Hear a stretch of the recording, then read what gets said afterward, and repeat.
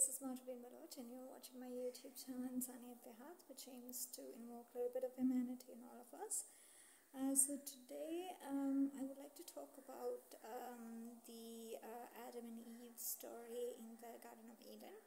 So I had been thinking to talk about this story for quite some time, but I was just not finding the right time or say mood to talk about it. But I think yesterday I had read I was having a conversation on comments on a video. So there somebody mentioned and talked about this original sin concept, which the Christianity holds, that Adam and Eve ate from the fruit of knowledge and disobeyed Hashem, God. And that was the ultimate sin, and since then this sinful thing has been transmitting from one child to another, and genetically this evil inclination towards sin is part of our DNA and part of our system. Of course, I've heard a lot of rabbis talk about this concept, including Rabbi Manis Friedman. He thinks that the concept of Christianity in regards to original sin and this ultimate damnation of the entire humanity is not what Judaism thinks. And Judaism thinks that, okay, Adam and Eve disobeyed Hashem and did not act as Hashem advised them in Garden of Eden, but nevertheless it was part of the plan that Hashem already knew that Adam and Eve would eventually eat from the tree of knowledge and go down to the earth and make it holier for the spirit of Hashem to dwell amongst his chosen people. So there is this one concept that I think has to be clear before I talk about the whole story of Garden of Eden. We need to understand that Hashem, as per Kabbalah, one can say as per the Jewish concept, is the totality of everything. Hashem knows everything. Hashem is all knowledgeable, and Hashem exists beyond the parameters of time and space. Therefore, Hashem can see the past, change the past, present, and obviously future. So for Hashem, the whole thing is, it's not like as the materialistic, state. Obviously Hashem would probably... So Hashem probably knows what happens before, after, and during, and what is the impact in the future.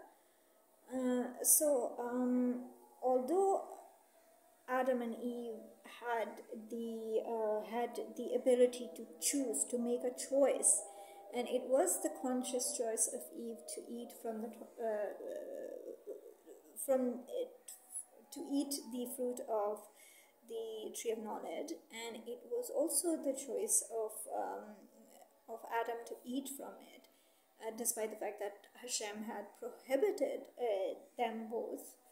And we need to see why God actually prohibited Adam and Eve not to eat from the knowledge of tree. Do not eat that fruit. Despite the fact that God had given both Adam and Eve an ability to choose, to make a choice, a conscious choice on their own, but then Hashem deliberately said that you do not eat from the tree of knowledge, that you do not have knowledge how to use this choice in a more complex way, you can say. Because God knew that if we have this choice, the ability to choose consciously whatever we want, and then we have knowledge on top of it, it might confuse us, and it might and with knowledge comes confusion, because now you have choice, and now you have understanding, you have logic. So one might say that, okay, you have different choices, and you know all the choices would have outcomes. So then you start playing with your logic and say, if I choose this, it will be like this. So it will create more confusion. So what that purpose is, Hashem said that, I love Adam and I love Eve so much. They should dwell in this beautiful Garden of Eden. They don't have to, and they don't have to die. They have to live forever. And all they have to do is just do not eat from the tree of knowledge. Because when they eat it, they will have the awareness that what power they have in their hands, which is the freedom to choose, to make a choice. Because other species or other creations of Hashem do not have that ability. For example, one day a sun decides that he doesn't want to come. So that the sun doesn't have that choice. The sun was created for a purpose. It will keep on serving that purpose until its time is off, or until unless Hashem says, okay, now shut it, or so that's sort of the ability to choose, whether right or wrong, whatever, the ability to make a choice is only the privilege that we humans have, which is an amazing concept in itself. And I will talk about that later. I will talk about that as well in a different video, because this whole thing in itself is a huge, amazing blessing. So that was the reason that Hashem said to Adam and Eve that, it was not as in, do not eat from this fruit, or I will, the wrath of God. It was not, come on. We need to understand, I love this concept of Judaism, where they do not have this very angry and, this God which is just angry and really strict, and, he's out to get you kind of a God. And Rabbi Manis Friedman compares the concept of the Christianity and Islam, and then the Jewish concept of God is that, the Jews see God as a very understanding, conversational, and very forgiving sort of, entity, rather than this all grudging and, oh, you have sinned and I will never ever forgive you. No, for eternity you will burn, and oh my God, it gives like that, somebody who's just constant. Sorry, I this is not, but someone who just lost everything in their life, and they have a lot of issues, and they're just not happy, and on top of that they're just constipated, and that's sort of a person. God, Hashem is not like that. The entity which has created this cosmos and this beautiful earth, how can that person be this stubborn? To be very honest, it's, even as humans, I think when we attain a certain amount of maturity, we are so forgiving, and we tend to, we say, oh, they're children-like. If they have made the mistake, or the minor mistakes, we forgive just like that. We don't even count them as mistakes. We see, at a certain age, I think, we start seeing children, and they're just children, and they will make stupid mistakes. So just guide them, and they will learn to, grow. So I think that sort of attitude that I feel, and also the relationship the Israelites have with Hashem is exactly that. They see Hashem as a father or fatherly figure, or someone who would guide them through the, confusions. Because obviously, when you eat from it is very logical that Hashem gave Adam and Eve the blessing to choose. whatever, consciously, whatever they felt that it is the right choice, or it is good. And then deliberately Hashem said that do not eat from the tree of knowledge, because if you eat from the tree of knowledge, you will get confused, and then you would not be able to make the right decisions always, and therefore you will harm yourself. And then and again, there is this concept that we have in our schooling system and in our universities. So would somebody who just got enrolled into a university, and the very next day you would be asked to give an exam, and you would say, I just got into this university yesterday, what am I supposed to give you the exam for? I mean, I don't even know anything. So and then the same student, after 6 months, or the first completion of first semester, he will be giving an exam, because he has enough knowledge to be tested. So this is exactly what the tree of knowledge did to Adam and Eve, that now that after eating that fruit from that tree of knowledge, not only they had the ability to choose or make a choice, a conscious choice, but a conscious choice. Again, I was just wrong, that they just had the ability to choose. And after eating the fruit from the tree of knowledge, they would also had consciousness and understanding and knowledge. Now, not only they can choose, but they would also know what their choice can or could turn out to be. So it will become a conscious choice. So that was the reason again, this whole thing is my own personal interpretation, and I would not like to say that I am an expert or whatever. This is something that I feel that I understand, how I understand things, and I would like to share. And also all the different rabbis have talked about it, and commentaries and different, and then they quote Rashi, they quote Kabbalah, they quote a lot of mystic understanding of different rabbis who have lived in the past and who have studied Torah extensively. So but obviously I can be wrong too.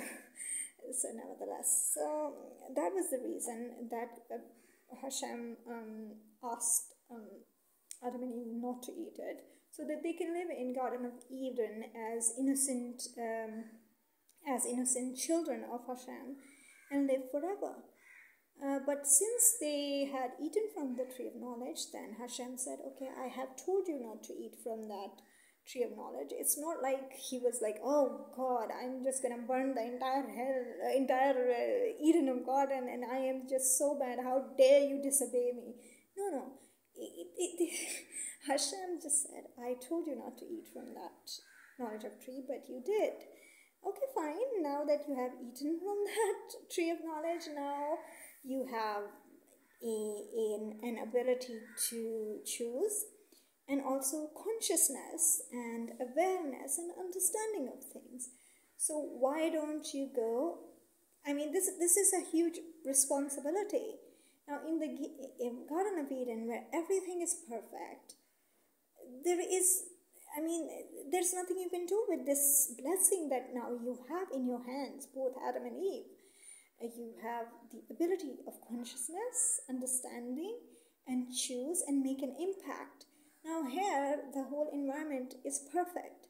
So you now do not belong here in the Garden of Eden. You need to go down to this part, which is called Earth. And there is a lot to do. There is a lot to fix. And of course, there is this evil inclination, like it's a Yetzer Hara, which will continuously try to confuse you, because you have so much knowledge, to bring light and righteousness in that place which is not that perfect. So now, since you have a lot of abilities and you also disobeyed me and you never listened to me, so I will give you a task with this advanced abilities now that you have, both Adam and Eve. you go down to this earth, which is also created by me, Hashem. So now you go down there and you make it as beautiful. You fix it and make it as beautiful as the Garden of Eden. So I think that is the concept of Jewish, and that is the Jewish understanding of the. I find it quite difficult to say original sin. I don't know what that means. Original sin, the real sin. All the other sins are not original sins. They are like fake sins, or so the whole thing doesn't make sense. It never made sense to me. But as I grew and as I knew started studying the Jewish concepts, so I had a little bit of understanding. Okay, this must have happened like this or this.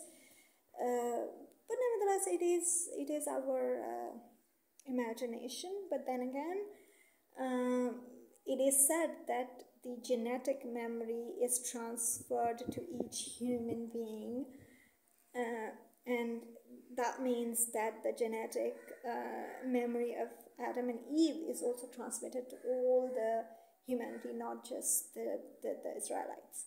So I think that's it, and that's why I say that Hashem said that you have now attained an ability to make conscious choices, to impact things with eating from the tree of knowledge, and having this ability to choose.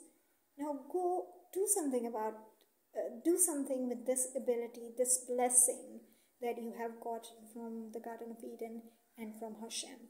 So therefore, God did not it didn't kick out Adam and Eve and go away from it. I never want to see your faces. You never disobey. You disobey me, and I created you. And that sort of whining kind of God is not a very healthy kind of person that you would have. Again, it's like how many people would like to have a relationship with somebody who is all the time negative, angry, and unhappy, and he's whining all the time. He or she is whining all the time, and they just and top of that, they're constipated. I'm sorry, I didn't mean it like that, but you don't want to have a conversation with that sort of person. You don't want to be with that around that sort of a person who's always negative and this and evil and this and this. No, stop making the entire humanity, which again the same person said that it is in the image of Hashem, and it is evil. So you're saying the image of Hashem is evil, and it is not the perfect image. No, Hashem. Each creation of Hashem is its image in one way or the other, because Hashem is the totality of everything, whether the cosmos, this earth, or the beings, or biological, plant, whatever. So everything is just so beautiful. So how can Hashem's creation, Hashem's own image, be sinful or filthy or bad? So it's not like that. God sent Adam and Eve with a mission, and then also Hashem said that you have a deadline, sweethearts. So you have a deadline. It's not like you have all the time in the world to fix the world and everything, and you're gonna live forever. No, that only happens in Garden of Eden. So you go down there. So you have a limited amount of time, and you have to pass all your. It's like you have 4 years in your university, and you have to get a degree and graduate with flying colors if you want a good career. You're like, okay, that was a lame example.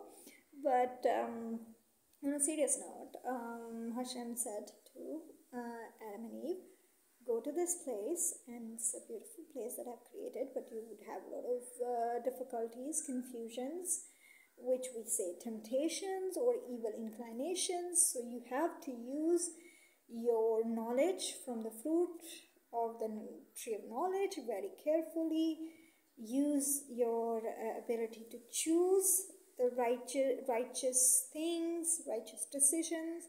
Make sure that you spread goodness and godliness across, and make that place which is not that holy very much holier, so that I could come, instead of you coming back to Garden of Eden, I make the earth like a replica of Garden of Eden. So that is Hashem's spirit, and Hashem himself could come down and live amongst the Jewish people and the entire humanity, of course. I mean, not just Jewish people on this planet, all of us are living. But the thing is that the Jewish people were the ones given this task to make this place holier, and they're chosen in a sense that they have accepted that mission. Just like that guy who is probably Christian, he said that this is sin and this cannot be done, and everyone is now inherently, genetically a sinful person, and a person cannot be, apart from sin, or, cannot purify him or herself from sin, and therefore Jesus came and he died for our sin, which is such a sad thing. I would at least don't want Jesus to die for my sin. I think I would die for my own sin, because it's just unfair. I mean, how can we be this selfish that we would ask God to give his offspring to die for us? This is very selfishness. No. Listen to Rabbi Menace Friedman. He said, we need to serve God. God needs us. We don't need God. This attitude that, okay, we are the sinful people and we will keep on doing sins, and God would keep on sending his sons to die for us and purify us. This is this is not a good thing. Get rid of this sort of mentality. And both Adam and Eve were sent by Hashem on a mission, because they had the blessing of choosing and using their intellect, you can say their knowledge. They were sent to this earth to make conscious, knowledgeable choices of righteousness. Oh my God, I just invented this whole line. So yeah, that is my perspective and a reply to the person who commented. And no, we can purify ourselves from sin by repenting and by helping each other, being godly like, and good in general, and happy also. So serve God and have a conversation with Hashem, have a relationship with Hashem. He's a nice dude, I'm telling you. So take care. I hope I have not offended anyone, and whatever I said, it's just personally my opinion. And if you like it, good, and if you don't like it, throw it in the air. It doesn't matter. One Mehereen saying some ridiculous thing sitting in her home in Pakistan does not impact the entire world. So yeah, take care of yourself wherever you are, and I hope you stay blessed and happy always. Thank you.